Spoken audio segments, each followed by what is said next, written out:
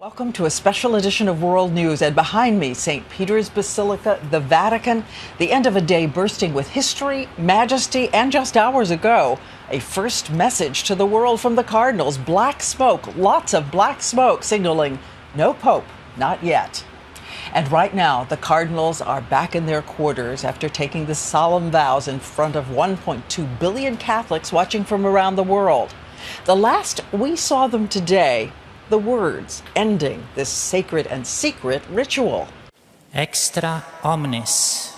Extra omnes, which means everybody out, and the doors of the Sistine Chapel were closed. All day, the square outside of St. Peter's, a sea of umbrellas as the faithful, undeterred by the cold and rain, came to watch.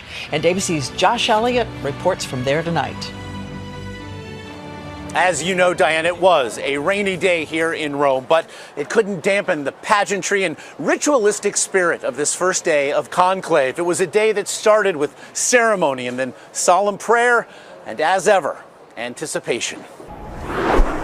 As the rains fell, the crowds packed St. Peter's Square, looking skyward for the results of today's first papal vote. But then, the dense black smoke rose, indicating there was no consensus yet. Just hours before, those 115 voting cardinals entered today's final mass, perhaps sneaking in some last conversations before heading to the conclave. Some, such as Boston's Cardinal Sean O'Malley, took the time to sit alone in prayer. One by one, the cardinals walked down the aisle before taking individual oaths to obey the rules of the conclave, which demand the utmost secrecy. If they ever break their silence, they risk excommunication. Cardinal Dolan, now thought to be a considerable contender, gave a final radio dispatch from Rome before heading into conclave himself. It's sort of a unique, special morning, huh? I never thought I'd be doing what I'm about to do. The last words we'll hear from him for a while. Extra omnes. Everyone out. And with that, the doors closed. The work of choosing a pope would truly begin. There's a sanctity in the air that they're trying to see who does it belong to among these 115 cardinals. Who is the person who is holy? And that's the toughest judgment of all. Then when the world sees white, inside the Sistine Chapel, the Dean of Cardinals will ask the newly elected Pope if he accepts the result. And if he does, he is from that moment the new Pope and chooses the name he will then be called.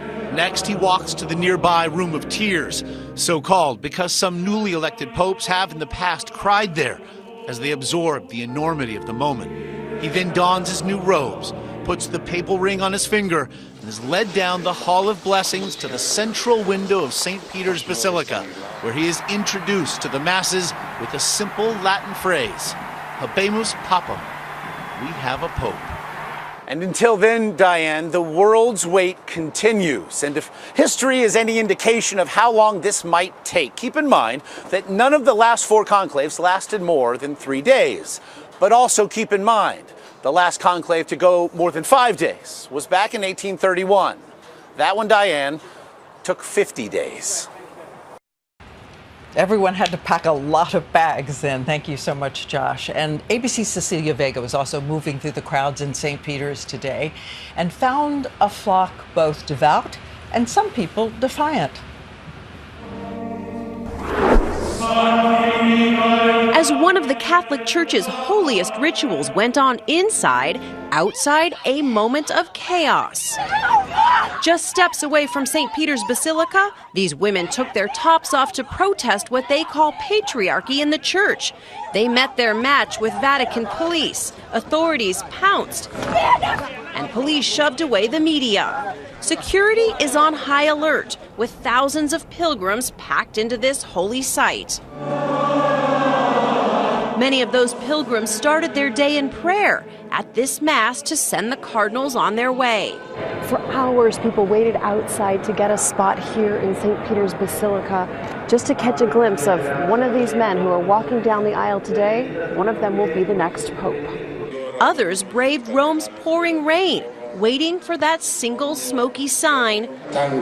some coming all the way from the United States, like Tanya Guerrero from Texas. I think it's pretty amazing that we get to be a part of it. But even among the devoted, there are calls for reform of everything from the church's handling of the sex abuse scandal to allowing female priests and greater transparency. The sex abuse scandal has been going on forever. I think that next pope will deal with it. When you think of women and their role in the Catholic Church right now, where do you feel women stand? Not as high.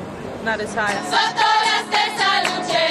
For many here and around the world, there is hope that whomever emerges as the next leader of the Catholic Church, change is on the way. And those protesters we saw today were detained by police. That scene making for a very intense moment in what was otherwise a very peaceful day. We met pilgrims from all over the world, from Europe, from Latin America, from Asia. Diane, they were singing, they were cheering, they were rooting for the Cardinals from their own countries. In some ways, it really felt like a little bit of a soccer match out there. All right, Cecilia Vega, thank you so much.